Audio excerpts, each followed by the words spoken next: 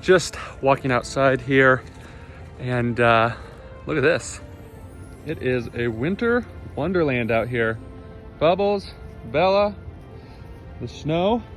Let's go check on the garden. It is not as, it's not really raining or snowing right now. It was coming down pretty hard, but the weather's, I think, 40, so it's not gonna stick. It is supposed to get down pretty cold tonight, so that's always a concern with the roads, but I think everything will be fine.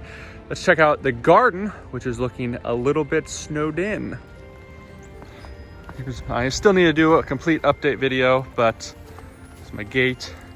Got the complete mulch in. Let's check under a tunnel here, see how things are looking.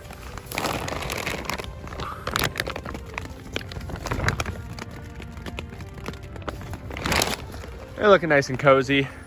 My row covers are looking a bit saturated and falling down a bit. I'm gonna pull them off here this afternoon so that we can, well, just so those plants don't get squashed down too hard. So we'll pull those off, and you don't want that wetness down there keeping everything there. But we don't get this much snow, so look how wet and packing snow this is. My feet are just grabbing it all, but yeah, there is the snow.